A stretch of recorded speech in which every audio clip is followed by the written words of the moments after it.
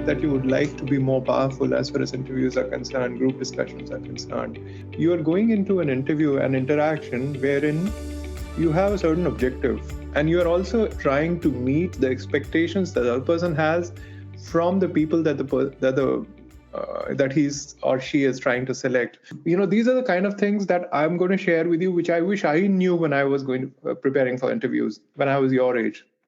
And these are the kind of things which helped me prepare for my own interviews going forward when I was appearing for interviews. So I'm sitting in your chair and talking, guys. One of the things that I believe it is important for me to check is, or to keep in mind, is that what is it that interview evaluates? First of all, it's an assessment, right? Let's set that aside. That means they are going to assess me on whether I'm suitable to join their team or not. Now, for that, they're going to try and assess a certain kind of things.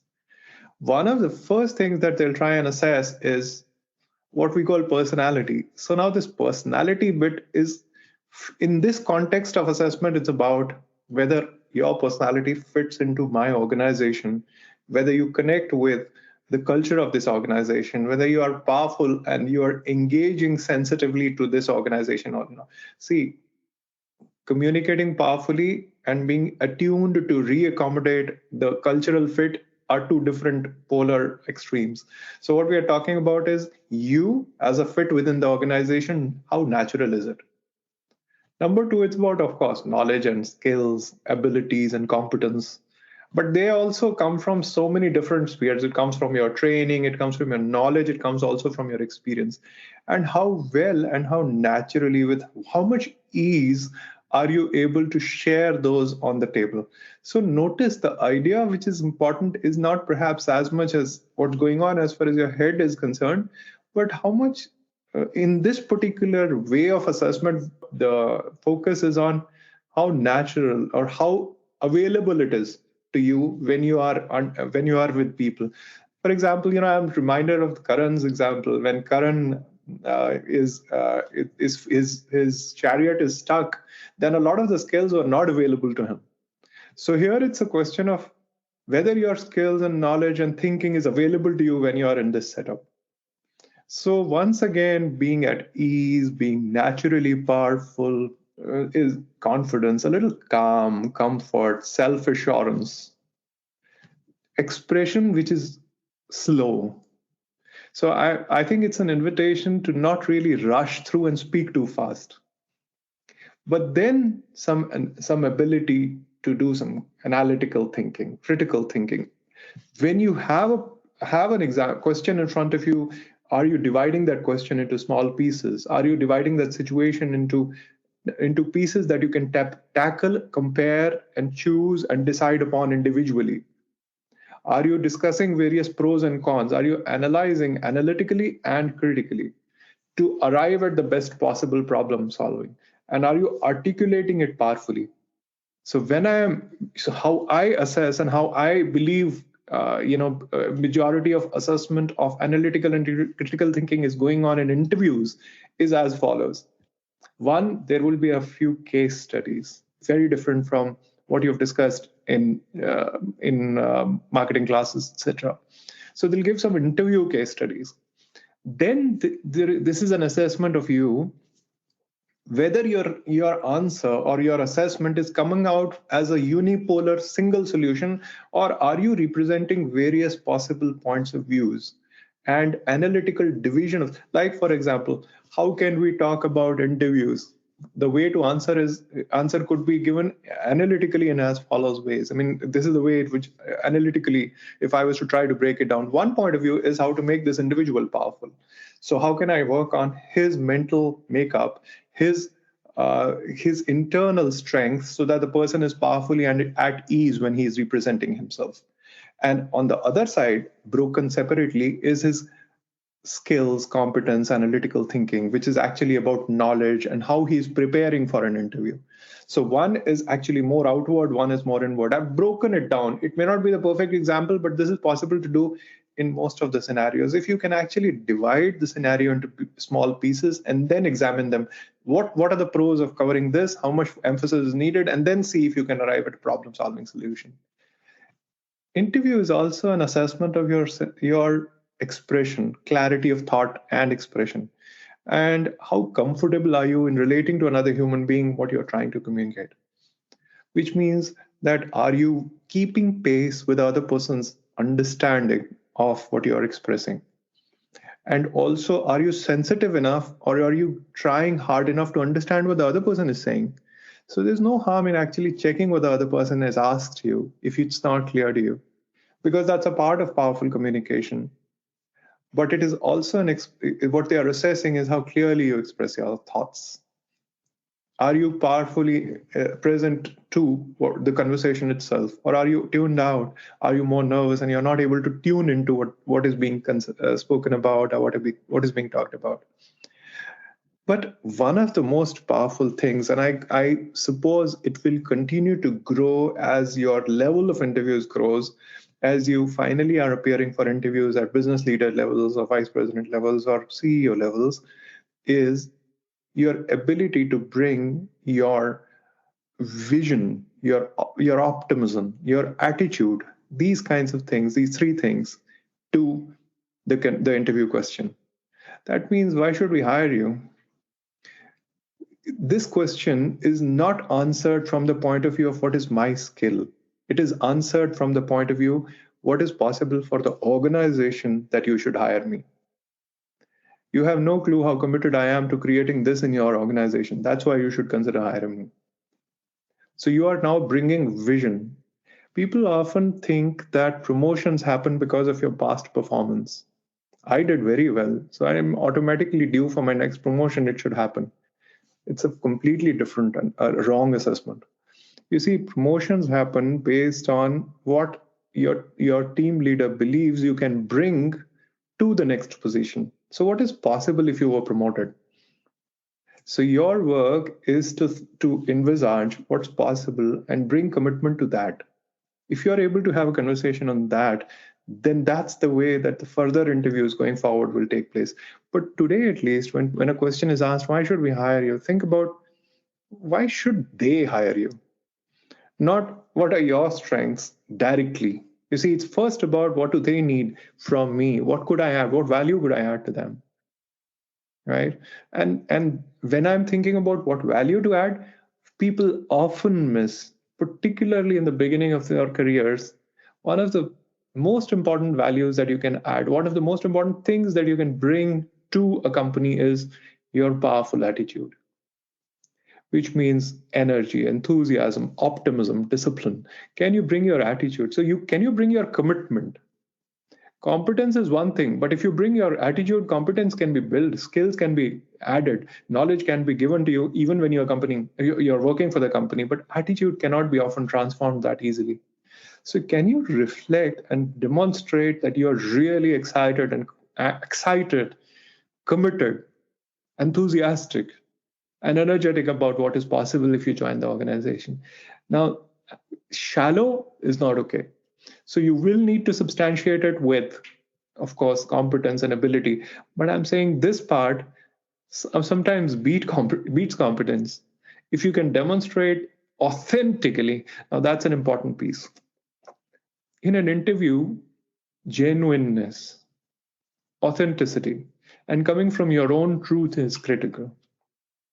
Sometimes, even if you disagree, it's all right if you do it humbly, but you come from your own truth, not just to appear nice. So I believe this is what is going to be assessed as far as interviews are concerned. Personality, knowledge and skill, confidence, analytical and critical thinking, your clarity of expression, your attitudes, and your authenticity. Now, how does one prepare for these things? It's quite curious that when we think about interview, the first thought that comes is let's open our books and start looking at how to prepare. Unfortunately, interview does not. There is little time for you to start looking at every book and start studying. All your studies are going to be examined in an interview. Who you are is going to be in discussion. But yet, there is some powerful preparation which can make a huge difference in an interview. So let me pause at this moment. Any questions which are emerging? Let me see if I can. If anything is emerging at this point. Any questions that are emerging? Otherwise, I'll go forward and talk about how to prepare.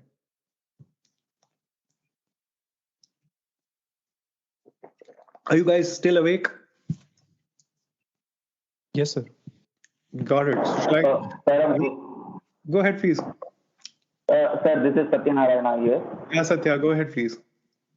Sir, like whenever I'm about to face an interview, I find this question within me, like how much of truthful I am and how much in a way I should be, which satisfies the person on the other side of the board. And when you say that we should be authentic, how we should strike the balance between the two, sir? Because authentic means being true to ourselves. And sometimes we say things that may not be true, but that may satisfy the person on the other side. So, how we can strike a balance between the two? Oh, very beautiful question, Satya. And and this is so powerful, and you'll discover it why I mean. So I've headed sales and marketing for a while. And you see, when you are working for a company, particularly selling a certain product, quite often you know the product's weakness better than anybody else. And yet you are trying to sell it. And now in this case, the product to be sold is sitting in this chair. So that means I am selling myself, and I know my own weaknesses, and yet I am to put my best foot forward. So, and yet do it authentically. So now one thing that I've come to believe, if the salesperson does not believe in his own or her own product being great, then it will show through. The other person will know that this is not a great product because you are not convinced about it yourself. So you have to bring yourself to believe that you are right for that company. You are the blessing to that company if they hire you, because you are bringing such awesome attitude and commitment. That will be authentic. Yes, sir. Yeah, if you can bring your commitment, if you and I'm re-emphasizing that sometimes if commitment, people out of fear do not demonstrate or do not speak of powerful commitment. They do not talk about enthusiasm to contribute. And this is the area I'm looking so excitedly about your company. I'm curious about your company. That's why I have studied about your company. I am not saying this out of need to look good. I'm actually authentically curious. So I studied about your company. I was really curious about how is it that the company has accomplished this and this, and what is its future in these particular areas. I'm really curious about. And I feel that I can add value in this area. Can you bring this from a place of personal commitment? Then it's an authentic, right? Yeah. Anything else, guys? Any other thoughts? Saram, sir. Go ahead, Naman. Sir, Naman this side. Yes, sir. One question was, as we were discussing about authenticity, but what happens is whenever we are talking to someone regarding interviews, there's fear and there's butterfly even when we are sitting. Yeah, so is it so because we are thinking from their perspective how we should try to bring ourselves, or not thinking about our authenticity or our genuine strength, and then we are thinking how people are going to talk about us, and that's why this fear generate, or is it some other reason, and how we can mitigate our nervousness? So I'll work on that. Let's keep the last 30 minutes on that. I'm going to work on just fear. We'll talk about fear, and we'll talk and how can we handle that. Just some exercises. We'll keep that there. But I know what you mean. But so one thing that comes to mind, and this is what I wanted to also bring into conversation, is a mental game to play. You see, when I am going into an interview, the first concern I have is for myself. Am I going to be judged? I could be judged based on so many things. How am I speaking, my studies, my background, which village am I from, and then what answers come out of my mouth. I'm going to be assessed on everything. So I'm going to feel smaller and smaller as I'm entering, because my concern is inward here. Now, can I play a mental game that I can be concerned about the person there? That those interviews people, how can I make their life easier? Can I answer? So this way, when you try this out, it works. I've practiced it, so I'm sharing it like this. So how it worked for me was that these guys are interviewing, so they must be tired, and can I answer in a fashion which they get it more clearly? Can I make their job easy to hire the right kind of person? It is either me or the next person, but I'm happy to serve them that the right selection happens. Can I make them more cheerful today? Can I smile more? really as an act of service, not a concern for myself. And when they would ask me for tea, I would be authentically concerned about, what are you more happy to have, sir? I'd love to have what you're having. I don't mind having. So it did not come from a place of made up. And the one who's getting easy is here. At ease is here. That, even if the person is rigid and appearing a little tough, even then my empathy stays on the other side. How tired he must be for being so tight and heavy. Can I bring kindness to him even when he is rigid? Do you get it, Naman? That's just one small tool. I want to leave it with you as a practice. See, when you're entering, your immediate as long as I'm concerned about this guy, I'm going to be nervous. That's a guarantee. And as soon as I am concerned about that guy, there is no nervousness. That's also a guarantee, and that works in every scenario. Right now, if I begin by being nervous about myself and how I appear in this class, I'm going to be nervous about this. But if I am concerned with, are you liking this conversation or not? Are you getting any value or not? Will it make you more powerful in your interviews or not? Then I am not at all nervous. I'm concerned about contributing. Do you get it? Yes, sir. All clear. It's a game, and it makes it. Swami says, "Serve all." We are obeying. Yeah, even in interviews. Guys, let me go forward, and you interrupt me, please, at any point of time. So, certain very, very foundational rules, which I wish I knew, but I'm just going to say them anyhow because I love you guys, and you're like me sitting in those chairs. Guys, when you go for an interview, these are the small things that you have to practice. I'm going to say the obvious, but still, just saying it out loud. Dress one level more formally than you expect them to dress while they are meeting with you. What does it mean? That means if they are wearing coats without a tie, you wear coat with the tie. If they are dressed in jeans and shirts, you can let go of the coat but wear a shirt with a tie. One level more formal. Stay very plain. Avoid bright colors. Be more formal. You see, these are very obvious things, but the reason I'm saying it is because it conveys that I'm taking you seriously. It doesn't have enough to do with you as much as it has to do with the person who's interviewing you. You're dressed casually is an insult to me, so you please do not insult me. So you be cautious of that. Number 2, of course, clean hair or oral hygiene when you're meeting another human being in person. We'll be very careful. Tongue cleaning. Be very cautious. You have no idea how many interviews go bad because of personal odor. See if you can use a deodorant or things like that. I'm saying very obvious, but still, bear with me. Carry a pen and a notebook and your documents cleanly. Carry a pen and a notebook and your documents. Be aware about how does a pen appear?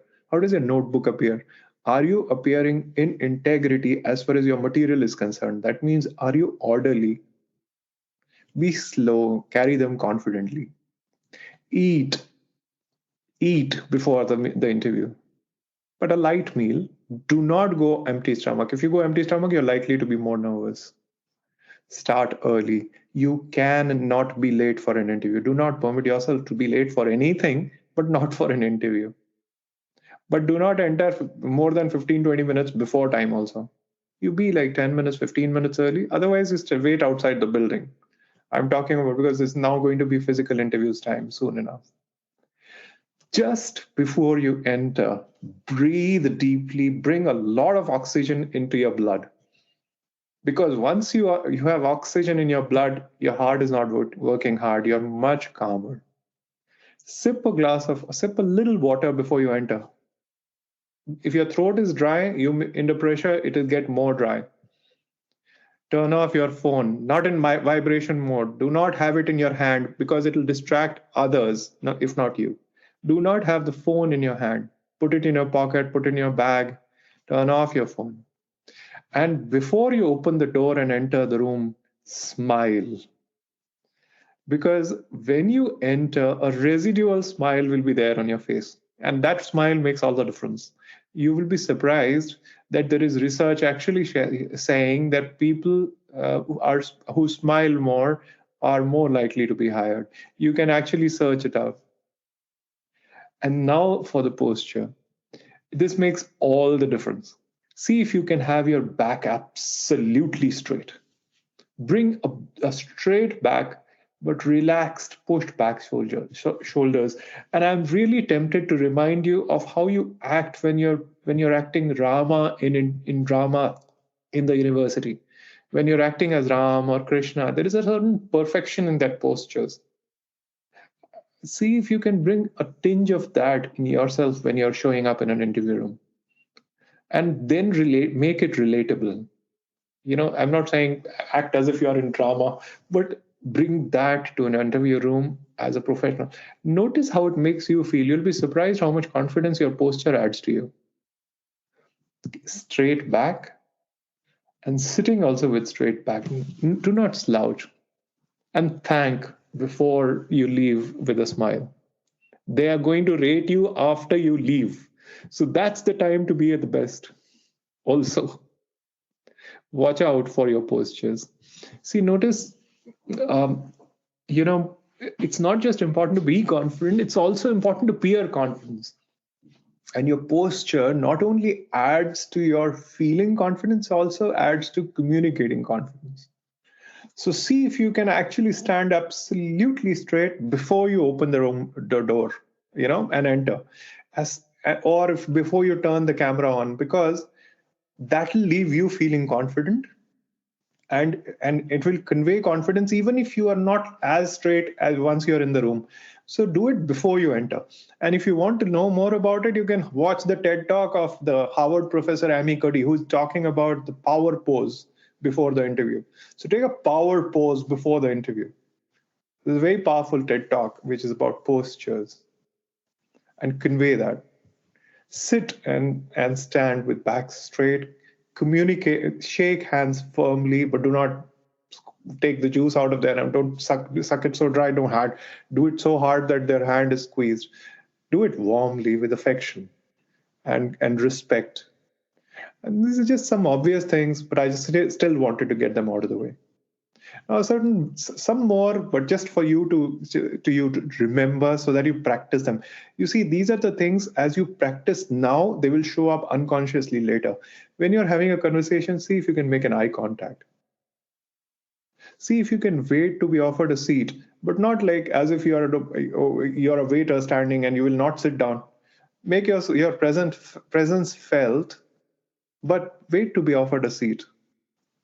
Don't place your things presuming that the host's table is yours. Keep your things in your hand till till a certain part of the space is available to you to use. But avoid putting, as soon as you come, placing your things on the table is not a very smart thing. See if you can use your own space. Don't go too close into other people's places. Space is what I'm saying. Active listening. Nod slightly. Do not cross your arms. It closes you. Be powerful. Be keen. And avoid T-crossing your legs, wherein your shoe is visible on another side. Avoid shaking legs, scratching. I'm just saying very obvious, but please don't put your hands in the pocket. Don't yawn. Touching your face repeatedly or hair repeatedly. Be even when your phone, as I said, is in plain sight, it is disrespectful if there are texts or calls. So turn it off, put it away. Now that's another question about whether you should accept coffee, tea, or not. It depends upon you. But if you would like to have a longish conversation, then there is no harm to have a tea. It gives you an opportunity sometimes to extend the period of conversation. But at the same time, you can be watchful of, if are you going to have it, sir? Then I'd be happy to have it with you. You can say it warmly, genuinely. Just thoughts. These are the things. Some things about body language that one ought to be careful about. Now, about conversations of an interview, and because I want to conserve some time on adding confidence, let me just go through these conversations quickly, so that these points quickly. But you're welcome to stop me. I'll also share a presentation which covers most of it. Who decides what is going to be discussed in an interview? You'll be surprised, a majority of that is you. You decide what's going to be discussed. First, your resume is going to give a lot of direction to where the discussion goes.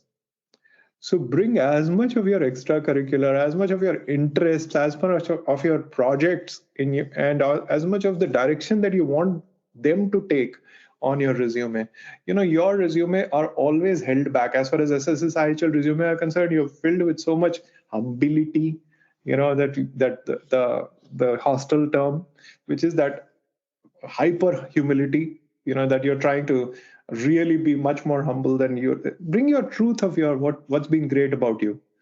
Talk about what are your, we'll talk more about it. So do not hold it back from your resume, but because that will give direction to the discussion. Talk about the dramas that you've done, the sports that you've participated in, the strengths of your subjects, the scores, whatever, because that will steer. Number two, practice to steer the direction, the discussion in the direction of your strengths. When you are talking about something, you are these are like invitations for them to take the discussion in that direction. Practice to talk slow about the topics of your interest. Let it sink in, because this is what will bring in a new hook for the next question. And when a question is being asked to you, slow down even further. Take a pause. You don't have to jump into the answer right away.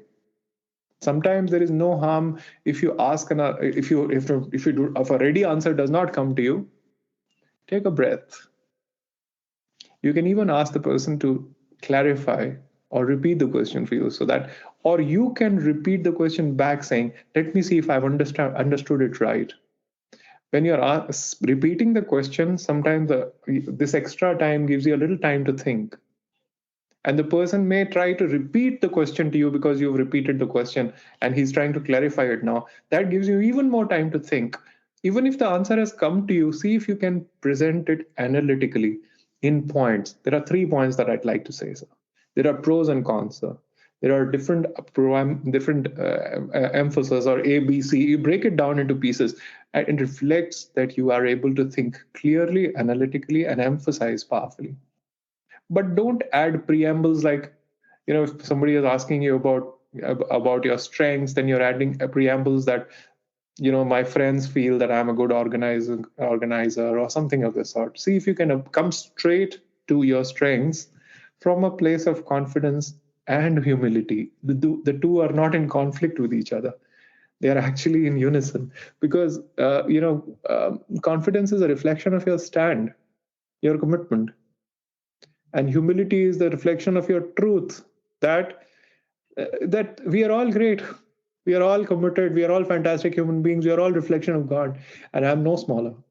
So stand in that truth and reflect it. Sairam, go ahead, please. Go ahead. So in addition to this, for example, when such a question is asked, right? So normally we begin with I think, or what I think is. I may be wrong, but do not apologize. Upfront, your apologizing is noise. It's it is just you're apologizing for something which hasn't happened yet. It reflects that that is the way that you will talk generally. So I may be wrong, but it doesn't excuse anything. It doesn't make that other people will not consider you wrong when you made a wrong statement. It adds no value. You know that, right, Arvind? Yes, sir, which is why I brought up that point. In our system, it is particularly true. I could be wrong, sir. Yes. Adds no value. But so instead of saying I think, what I have come to believe, if you want to add emphasis to what you are saying, it's okay. If you are adding emphasis, like I have come to firmly believe, or I don't know, you may not like to do it all the time. But if you're saying I think, then it means that you are in the thinking world, you're doubting yourself. Right? Yes, sir. Yeah. So avoid the extra words as much as possible. And now what it makes it, what you are asking this makes so important. It brings me present to the fact that, notice we all have these habits of saying, including me, we use some of the words repeatedly, these noise fillers or whatever you used to call them. I don't know. We use them. And in our own culture, we have our own set of those words. practice your answers like you practice some in drama. Some of those questions are going to be standard. They'll definitely be asked. So you practice them. Practice them as if you've repeated them dozens of times. Because a certain finite number of questions are asked all through your lives in interviews. And not to have written them down, not to have practiced them is plain stupid. Because they will always ask you a question, tell us about yourself. This is a very common question. So tell us a little bit about yourself. Tell us about your life journey so far. Tell us about your journey. What do we don't know about you? So now this is an opportunity for you to perform. You are on the stage, the mic is in front of you. You can talk about anything about you. And you have not prepared. That's plain stupid. So you'll have to write that question down, the answer to that question down. Write in such enormous detail that you are able to hold ground till they ask you to yield. Like 5, 10 minutes, maybe 7 minutes, 8 minutes. Talk about yourself slowly, patiently. Tell about your best strengths. And remember, what you're creating are hooks for them to pull on, or those threads to pull on to further the conversation. So you can take them in the direction of your strengths. You can talk about your projects. You can talk about the favorite subjects. You can talk about your interest. You can talk about your challenges. That makes you relatable. You're not a human being who's not relatable. So see if you can. We'll talk more about it, but write those answers down and practice them. So when you walk in, as I said, practice speaking kindly, confidently, and practice your voice. Bring full-throated confidence and slow it down. I'm saying very obvious thing. Practice how handshake has to happen. Lean a little forward, but down like feet firmly on the ground, which means solidly, firmly on the ground. Make eye contact, warm handshake. Don't touch other people's shoulders patronizingly unless you are a way of senior. So if you want to convey warmth only, then clasp with both hands. Otherwise, one-handed, good shake. But don't extend your hand to women naturally in India. But if a woman is offering a hand to shake, then accept it and shake it warmly, respectfully. And then practice greeting very clearly.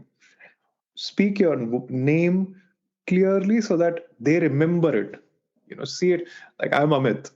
Not like, you don't even get what I'm saying. Don't mumble your name. Don't mumble your introduction. At least 2 sentences that introduce you, practice them very well. And practice them in the right kind of tone, right kind of voice. It's so simple that you will neglect it, but it will be very, very important to your voice. I'm saying things which are very important. Now tell us about yourself.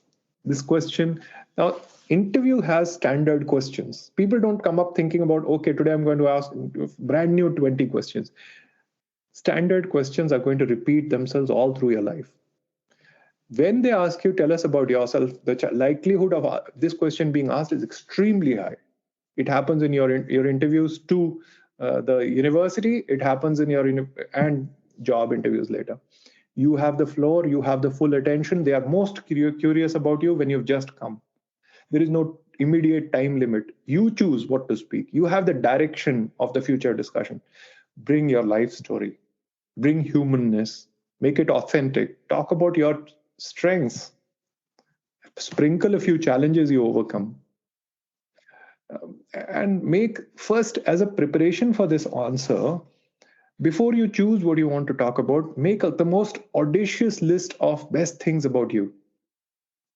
Start from your background. Own your background. Completely own your history. My parents, my village, my town. Own it completely. What do I mean by own? Be proud of your own roots. Own your roots. Do not be apologetic about which village am I from, which language I speak, how do I look, what do my parents do. Be proud of it. And then speak about every award casually, naturally. When you talk about your awards, emphasize on your hard work and persistence. It was not easy. You won those awards. It took something from you. I was given responsibility to handle this. Bring your aspects of what did it take to be a good leader. Organizing, it brings up your organizing skills. When you chose your subjects, it talks about clarity you have, so and conviction you have in your choices, and thinking through in detail. When you talk about your project, it talks about your interest and your thoroughness, your detail-oriented work. So reflect those qualities and talk so that the qualities come out. Then talk about extracurricular activities. You will be surprised. Some of your alumni tell me that their hiring took place purely because of conversation on drama. They just spoke about drama for such a long time and they got hired. You'll be surprised. Sports, the interesting drama role you played. What was the most challenging thing? So there may be some more questions which are very standard. But this question is the most important. Write it down, make a long list, turn it into a story, and start from the beginning and tell slowly. Bring out every single positive point of yours. Practice speaking it in powerful voice, slow and engage. Tell warmly. Watch how other people are listening to what you're telling, and pay more emphasis to what they are keen upon. Right? This is the most important question. And then there are certain other questions that I'm really bringing up and leaving you to prepare when you have time. But I'll still say some points about these questions.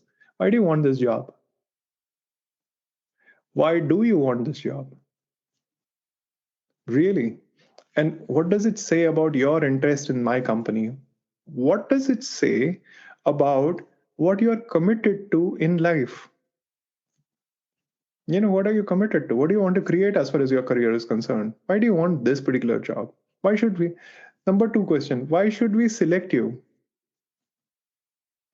Really authentic reasons. What makes you uniquely suitable for this job? You can bring your commitment now, your attitude now, your interest now, your enthusiasm now. Talk about your enthusiasm, reflect your optimism. Where do you see yourself 5 years from now? See, do you have a powerful faith and vision and confidence in yourself? Do you have a career plan? Which means that, have you thought about what you really do want in your career? So tell us about 3 strengths of yours. Now, this question is about what matters. So don't tell me about you're running fast if that is not what counts in this particular job. What matters? And how well do you know yourself? But the first priority is what matters. Don't bring up the strengths which are irrelevant to us. Number 2, what are your weaknesses? 3 weaknesses. Sir, I don't have any weaknesses. Then you don't know enough about yourself. Right? Now, this is an opportunity for you to see how self-aware you are and how committed you are to overcome your weaknesses. Now, but your weakness should not be the kind which are in direct conflict with your performance. So be cautious about talking about your weakness. My product doesn't work, but everything else is great. That will not do. You'll have to talk about when you talk about your weakness, it cannot be what they cannot take. So this is not the time to be to bring up every single weakness of yours, but still you have to show authenticity here. And how are you overcoming them? How are you compensating for them? And reflect your commitment that I'm resolved to. What am I practicing to make up for them? What are your 3 major failures? Talk to us about 3 biggest failures that you've overcome, or the challenges that you have overcome. What have you learned from them? What would you have done differently? So you can't pick weaknesses and failures that harm your evaluation. What are your 3 best accomplishments? When you're thinking about 3 best accomplishments, what they are interested in is what are your attitudinal skills, competencies, capabilities that we are so happy to have with us. So think from their point of view, while you think from your own also. So these are the questions, and there are some more. But these are some of the questions which are going to show up all along your life. So do not neglect thoughtfully preparing and speaking up and voicing answers to yourself, doing it in a room so many times that you're most comfortable. As soon as you hear the question, tell us about 3 strengths, you should feel like a batsman who's going to face the easiest bowler, because now I know I am on my own pitch. This is the ball I'm used to facing. Tell us about 3 weaknesses. You are used to having that question. Tell us about yourself. I have the stage. Feel great about it. Like no one spoke about it. Like, I love, this is an opportunity. Then there are certain things they may ask you to ask them. Would you like to ask us something? This is a time in which you have an opportunity to be creatively powerful. See if you can bring to the conversation what are the latest trends in the industry or in this particular company that you are genuinely curious about. But it must be, if you are genuinely curious, don't show off your knowledge, because they know better at it. Say, bring it in humility that I'm curious about it, and see if that can reflect how culturally fit you are.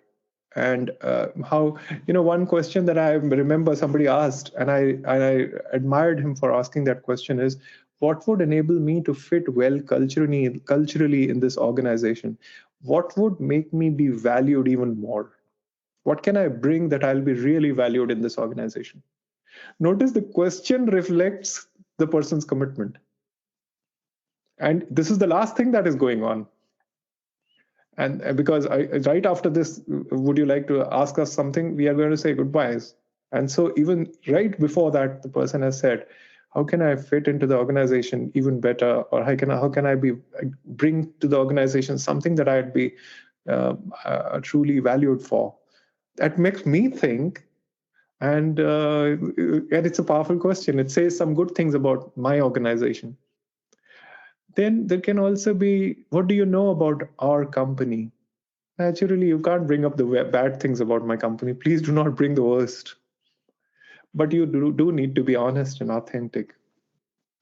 And then there is one favorite question that our students are often asked. What can you tell us about this special institute? Why did you choose this? Don't give a very cliche answer in here. Make it personally true for yourself. Bring it all out and say, when you are answering these questions, practice talk calmly, audibly. So that's a little bit what I wanted to share as far as the preparation for interview is concerned. Guys, any questions, any thoughts that you want to talk about? Anything that's important to you that we can talk about at this time? One thing that is on my mind is all of these things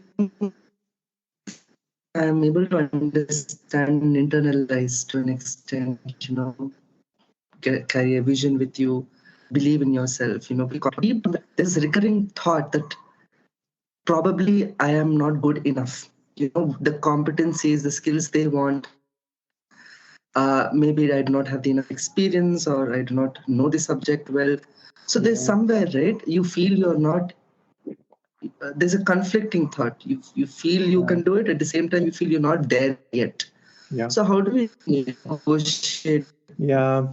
Thanks for bringing that up, Sriharsha. This is, first of all, I know that this is powerful about you to bring this authenticity into every conversation. That's what makes you unique and powerful. Guys, tell me if this question resonates with you.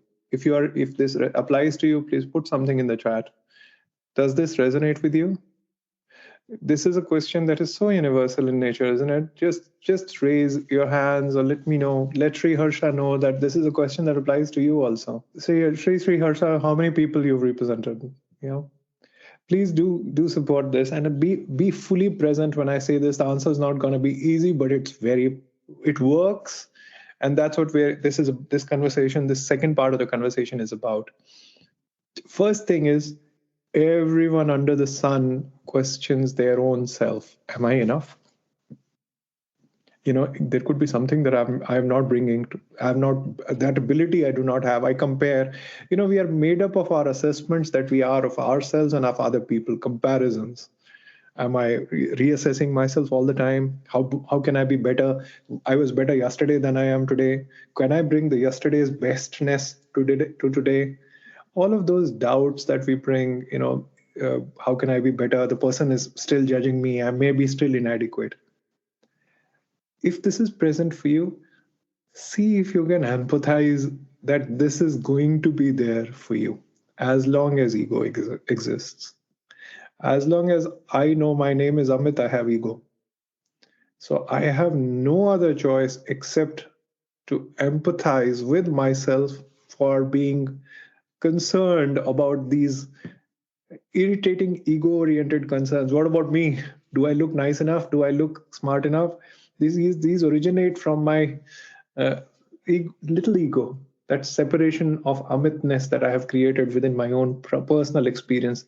I think my selfhood is limited to this, so I'm concerned about this guy.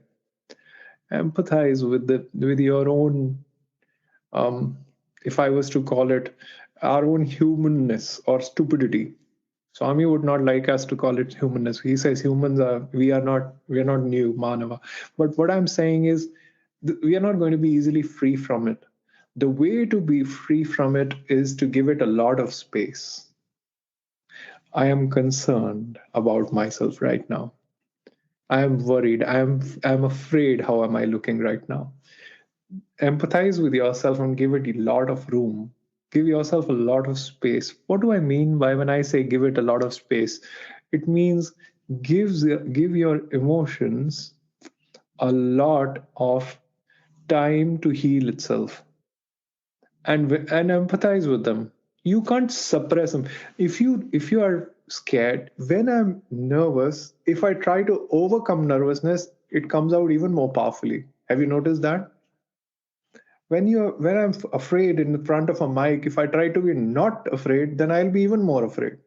Whatever I resist, whatever emotion I resist, persists. So what choice do I have? When I'm afraid, acknowledge that fear and go back to what are you committed to. That I'm going to stand and make this interview easy for them. What is that bigness in yourself that you can connect to? That huge human that you are a stand for the other guy having it easy. Bring yourself to do that and give yourself empathy. This is your humanness. That's what this next part of the conversation is about. It's about permitting yourself the emotions that you have. So right now, if you have any fears, let us say you are going in for the most important interview of your life. You really depended on it. You really felt that this is the only job which you must really get. First of all, what a lie, right? There is no such job that is just right. You might be surprised that the next job is even better for you personally, particularly at this stage in life, because that's what Swami has picked for you. So whatever he picks is fine.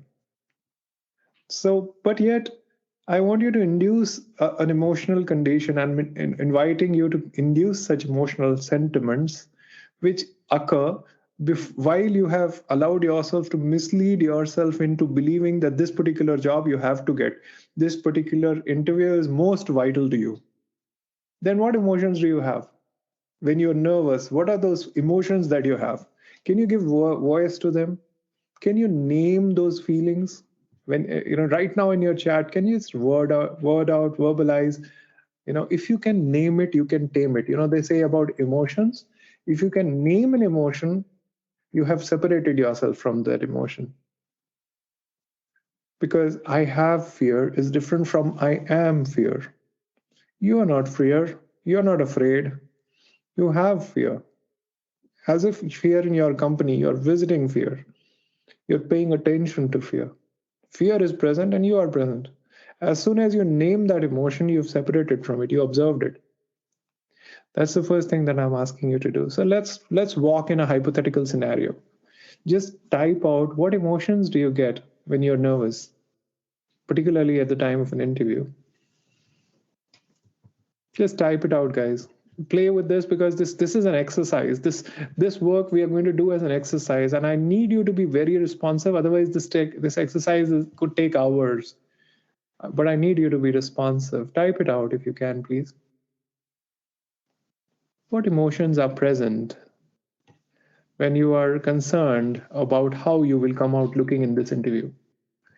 It is very important to you. Nervousness, Take it even more close to your own first-hand physical experience. I would rather be anywhere. I completely get it, Srivats. Can you make it about emotional? I would rather be anywhere is an expression to an emotion. Physically, how does it feel? Anxiety. Physically, anxiety, how does it show up? I feel inferior. I feel inferior is what makes you feel something. What does it make you feel? I'm inviting you to get it even closer to your physical body. Becoming conscious. Notice this is Shai Prem. This is why you feel something here. I'm asking you to feel here. Fear. Head's fully heated up. Now that's where I want you to go. I want you to get close. Pain in the chest, heaviness in the chest. Make me feel weak, less strong. Your body starts as if trembling. Fear, tense. Bring it closer to the body. Palpitation. Yeah, shivering. Cold sweat. You're doing a very powerful exercise, guys. Stay with this. And the more you are present to this work, the more you are actually doing this work, more power it has. All of these. Heartbeat rises. And evoke it in yourself. You are going as if for a very important interview or a very important performance. You are having these feelings right now. See if you can imagine that scenario and evoke these feelings at least to a small extent. Okay. So now when you have evoked these feelings, notice what is not possible. Because of these feelings, some things will not work. Some things will get stuck. You will not be able to make something happen. You'll not be able to do something. In some aspects, the life will not work. It'll have an impact on you. It'll stall something. It'll make you stop. Like, for example, you'll not be able to express yourself powerfully, coherently. Yeah, I can see that. You crisscross your fingers, rubbing them, and we are touching ourselves consciously and straightening ourselves all the time. You can forget what you had prepared. What will not work? What is not possible?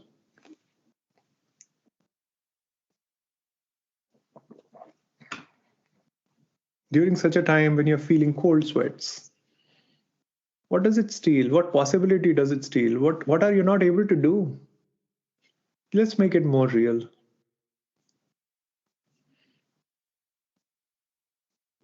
When you're feeling inferior, when you're feeling anxiety, when you're feeling nervousness, that you would rather be anywhere else, somehow this should get over.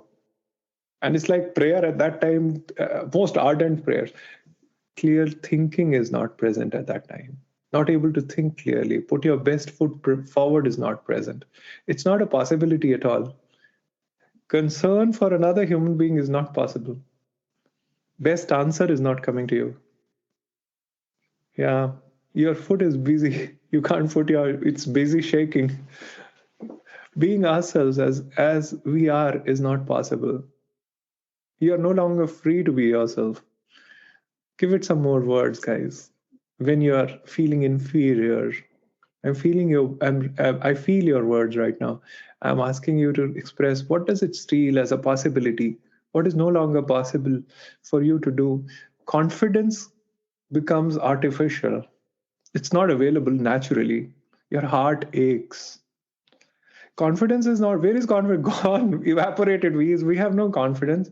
Expression is gone.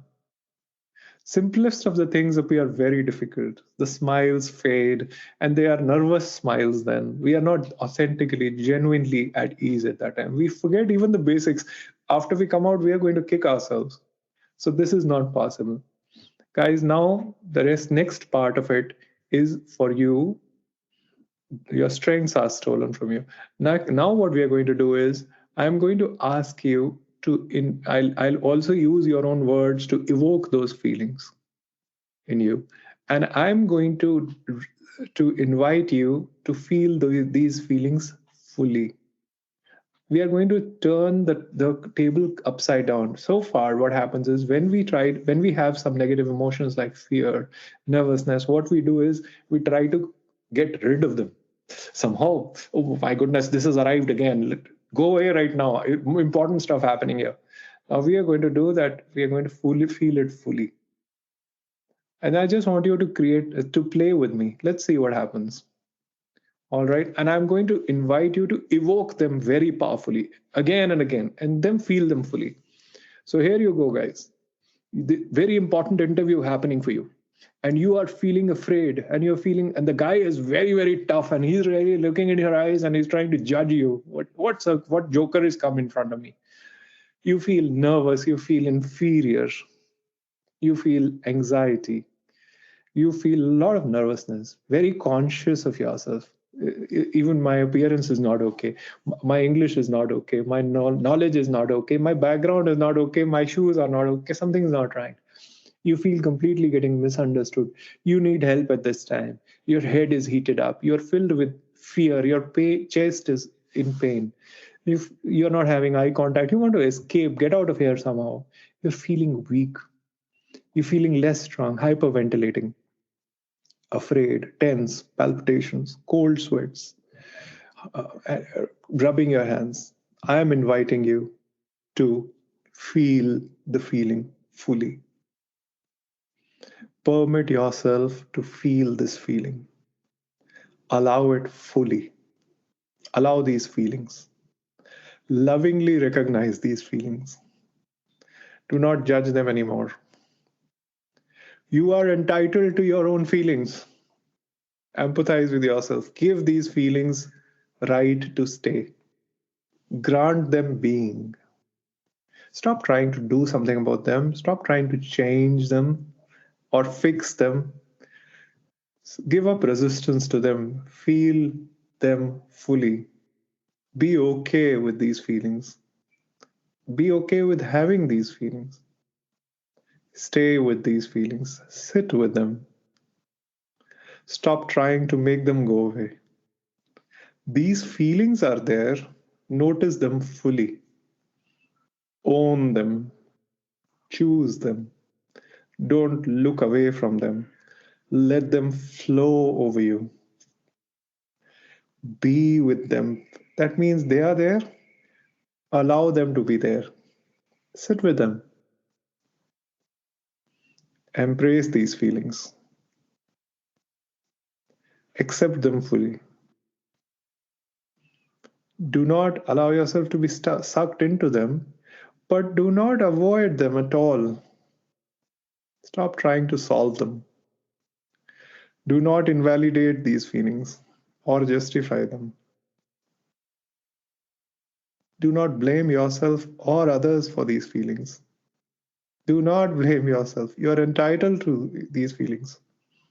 There is no blame of others for these feelings. Love these feelings. Stop giving any significance to these feelings. Don't invalidate them. They are there, but there's no significance to them. Don't push them away. Feel them fully. Don't judge yourself for having them. Stop trying to make them go away. Give up that I should not feel this. Release your intention to remove or even reduce these feelings. Let them grow. Give them a lot of space. Own them and let them spread all over. Feel them fully. Notice you are making them happen by avoiding them. When you don't avoid them, they dissipate like in thin air. It comes from how you view the situation. Once again, if you have any residual feelings, feel them fully, evoke them again. Your smile fades. Your heart is beating. You're not thinking clearly. You're hyperventilating. You're nervous. You're anxious. Evoke them again. That you're being judged right now. Evoke it again. Let's see. Let them bring it up again. Bring them up again. You're feeling weak and incapable, incoherent. cluttered, confused. And now get present to the physical feeling that accompanies this. Get present to the physical feeling. Permit that physical feeling. Allow this physical feeling, these feelings, these emotions, allow them. Don't judge them. Give them a lot of room. You're entitled to them. Choose these very feelings. Choose them. I want to feel this. Sit with them. Let them expand. Love them. Whatever you give a lot of room to does not bother you. Whatever you let be will let you be. Give a lot of space to these feelings. Now tell me this. Remember when I asked you what is not possible, you were not able to think coherently. What is possible as far as this interview is concerned? What way of expression is possible for you? What love for interviewers is present right now in your heart? Share what is possible in your expression about yourself. What is possible now?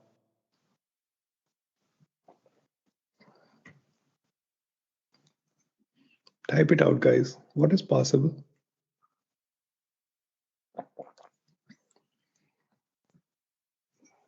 Sairam, sir. Sri Harsha.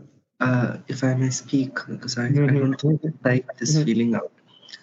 So as you were speaking, I was with those emotions. I was with those physical fluctuations that were going on. And as I was settling into it, something happened. Like there was a sudden burst of energy within. Like suddenly everything became so small, and I just started, laughing like a madman. I don't know if that's how it's supposed to be, but suddenly I felt as if, "Arey, ye to itni badi baat bhi nahi hai, right? I can just sail through it." And tell me what is possible as far as that interview is concerned.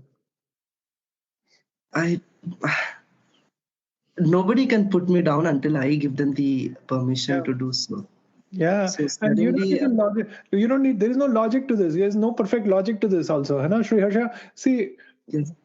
See sometimes what may happen is my emotional feeling may evoke it again. My emotions are not fully gone. For some people, it goes away completely, but they are not fully gone. But when I go back and look at the interview, I can speak very powerfully now. That's very easy somehow now. Can you guys sense it now, guys? Is it possible for you? Opportunity to have a conversation about me, a peaceful one. Yeah.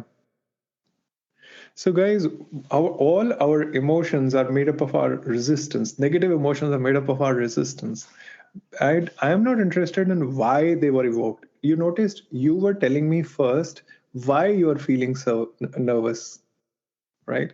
You first told me that you're feeling as if the world is judged, or whatever might be the reason you're feeling. That's not the reason. I don't want you to zero in on that.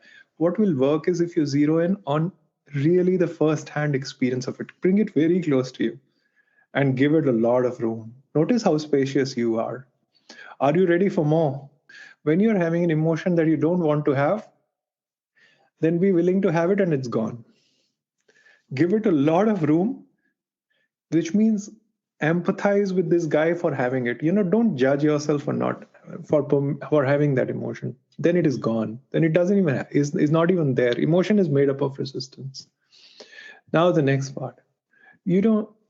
This is a very powerful exercise, and I know Swami has given you the capability of bringing yourself to making it happen, that this exercise will work. Otherwise, I work with very, very senior people, and not everyone is able to get any powerful difference to it.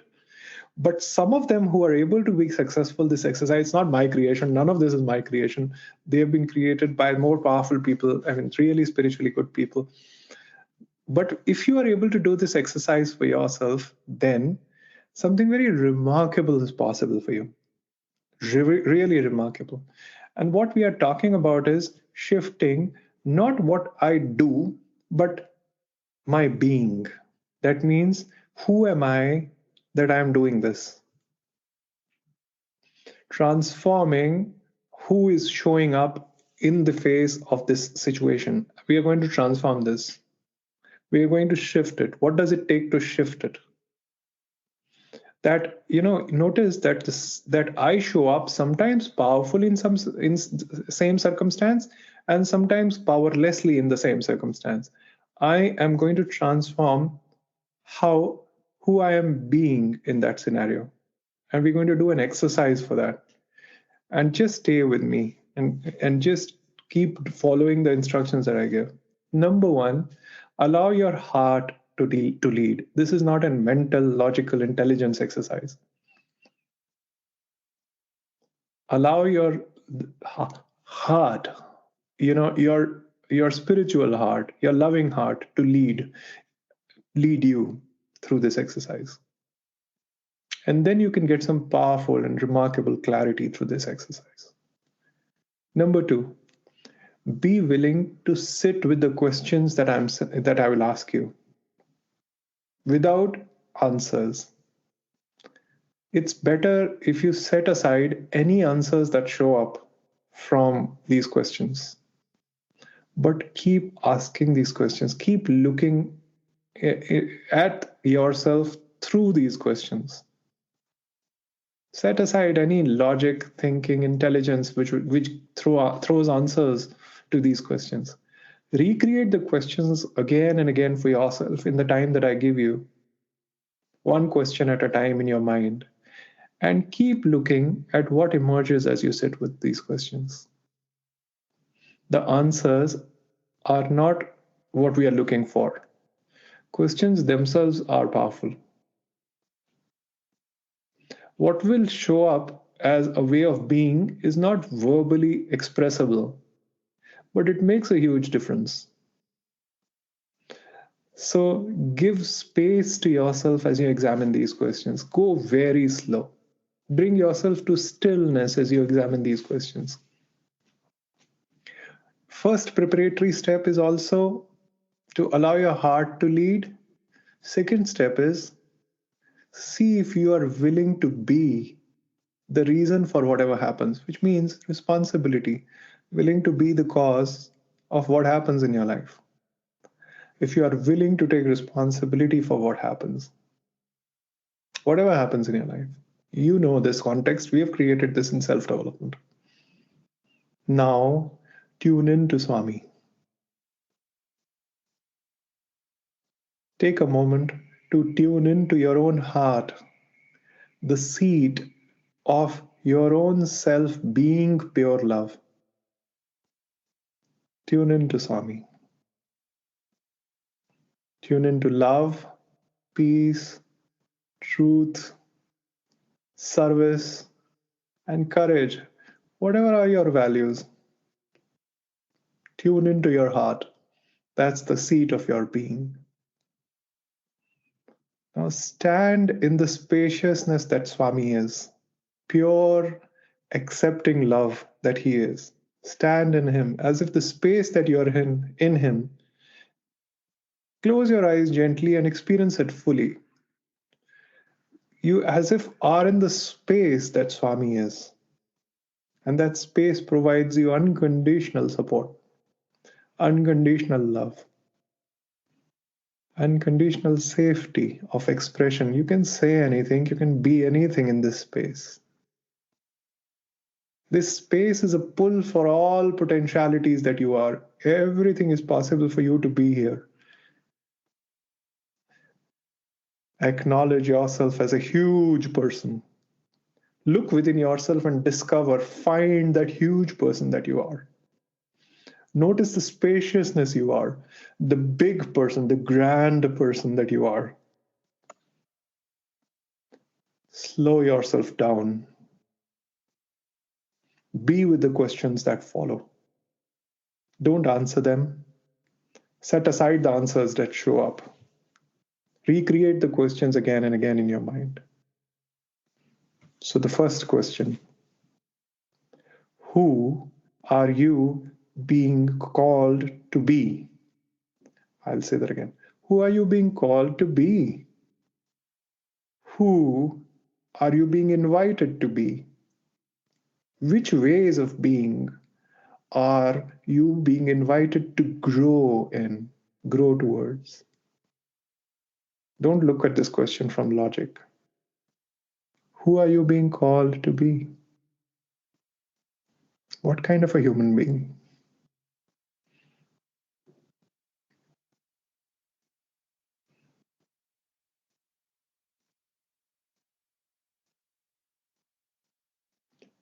Who are you being called to be in the context of your life?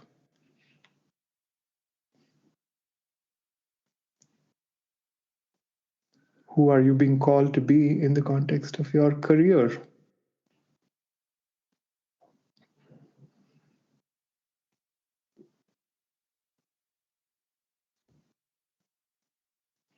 Who are you being called to be in the context of the interviews that you're facing?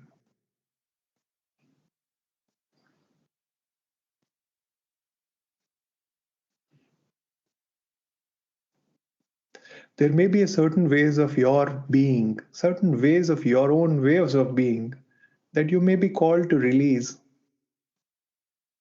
What are those ways of being that you are being called to let go of?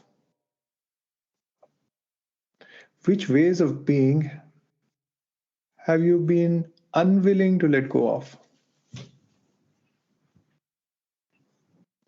I was a certain way, but I've been unwilling to let go of my being that way. Could be I was unwilling to let go of being small, fearful. What way of being are you being called to let go of that diminishes you, reduces you from the huge human being you are?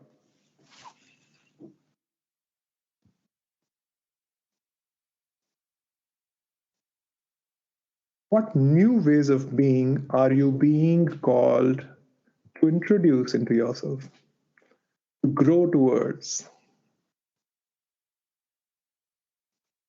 It's this new way of being that is emerging, that is wanting to emerge powerfully and fully, completely. What new way of being is emerging in you powerfully, completely?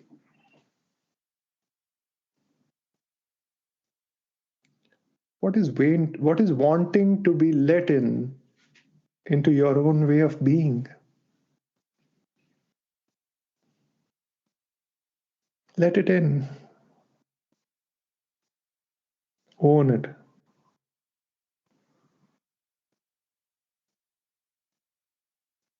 Who are you being called to be?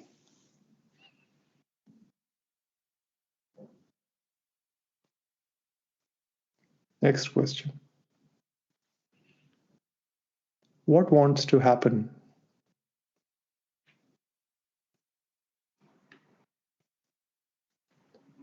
What wants to happen?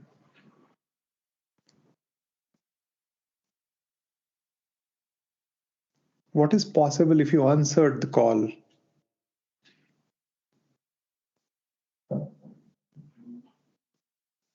The call to create the highest that is possible, the maximum that is possible. What wants to happen? What new possibilities are trying to emerge? Which opportunities could emerge if that you did not see possible, that you were unwilling to see as possible, that you were unwilling to answer? What wants to happen? And in this question, I mean,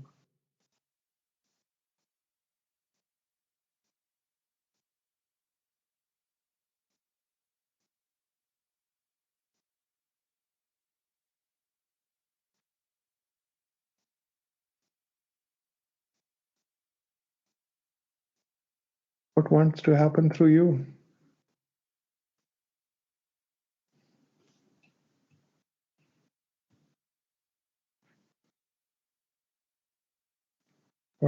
What is possible through you now? What could be possible that you are not willing to consider? Final question, guys. What are you being called to be a stand for, to be committed to? What are you being called to take a stand for?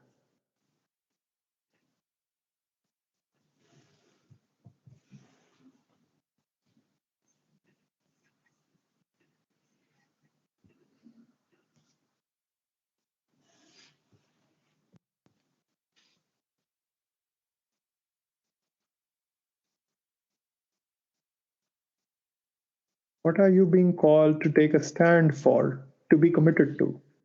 Take a stand for that. Guys, take a stand for your own shift in being. Shift towards a new way of being. Take a stand that you will shift.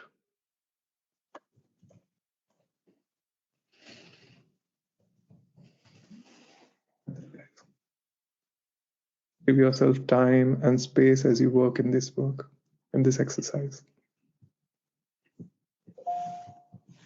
I know we are run out of time.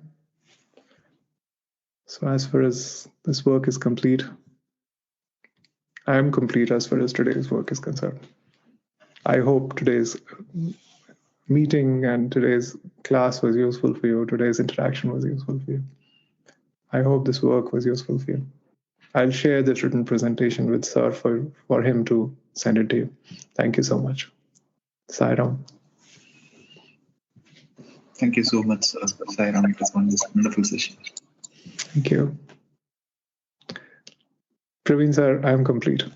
Yes, sir. Yes, sir. Before I'm just waiting for students to talk because some of them are writing their comments. Because this session is for them. Thank you so much, sir. Actually, the last exercise, whatever it is very like I closed my eyes before you said actually. So it was very overwhelming, but it's very nice. Like I feel something different actually. Thanks, sir. Thanks so much for coming for us, and we wish you to come for more couple of sessions. I've given you the highest that could be given, that could come through me, brothers. I'm here for as soon as you want me, but I believe this. If so, be a stand for your shift in being, which means being more. Look within yourself and discover the most powerful self. Honor it. That's what this life is about. Honor the highest self that you are. Thank you so much. I get your acknowledgement, guys. I get your acknowledgement fully, and I am getting your love. Thank you so much. So personally, I would like to thank you too, sir, because I know this started off as just as a session for the class, but when you started going and you started giving us the inputs, so valuable and so authentic, to use the word which you so powerfully put it across, and then finally the actual practical experiential session. So I don't want to add something to it and dilute it. I just want to leave it with that feeling. But I sincerely want to thank you for your time, because I know you're busy. And are you in Paris right now, sir? Or I am in Paris right now, working out of here. Swami, wherever he places you. Wonderful, wonderful. And thank you for taking the time. I don't know what time it is when you started the class. Must have been pretty early in the morning. It's perfectly comfortable, sir. This time Swami had organized it perfectly. Wonderful. Because, when, just students, I just want to tell you that Amit sir is the one reason why I'm here in front of you. In the sense, I was just like any other devotee doing my simple things, but I met him a couple of times. I think it was before the COVID thing started. And what really impressed me is his active interest to know about you. He comes across so many professionals. That's one thing which our MBA program is blessed, because we get a lot of people who would like to come and share and be part of the program. And he meets them every day. But then when someone like me, I went to his office and sat with him and talked, and he was giving me his 100%. That is the real authentic nature of a enlightened soul, enlightened self. So that's what I felt, sir. And then one thing led to other, and then just out of the blue again, he connected me with the current department head and with the current associate head, and that led to the cross-cultural management and now the leadership course. Sir, I'm enjoying this course. I don't know why. there's no way I can come up to your standards because, like, you set a bar so high, and I can see the response from the students. Never had a full audience like this, never had this kind of commitment. I mean, this is my 5th or 6th week I'm teaching this class, and so overwhelmed with the response, and everyone has participated in this. So really want to thank you, sir, because you're taking valuable time. And more than other thing, you shared some of the profound wisdom. Like you said, you distilled it down to simple exercises, but they're very powerful exercises. Particularly the last session where you wanted to go to your true self. Swami says that be the one you really are, not the one others think and what you think you are. Be the one you really are. So that is what it is all about, coming to your authentic self. So thanks again, sir. And you can either email me or because I recorded this session and this will there for all future references also, because there's so much valuable information here. But if you have any slides, any material on this, kindly send it to me and I'll post it on the forum. I surely will, sir. And thanks for this honor, sir. Swami, I know the privilege that this is to spend time with Swami students. Even students themselves do not know what a privilege and what an act of pure grace and blessing it is from Swami to spend a few moments with Swami's own students. This re-energizes me spiritually completely. I'll surely mail you the presentation. Thank you so much for your attention, guys, and thanks for this opportunity. See you soon, and wish you the very best for the future ahead. Every opportunity that I get, I'd love to connect with you. Thank you so much. Sai Ram. Thank you, sir. Sai Ram. Sai Ram. Thank you, sir. Sai Ram. Thank you. Sai Ram. Thanks, Sai Ram, sir. Sai Ram, sir. Sai Ram, guys. Thank you. Sai Ram. Sir. Sai Ram.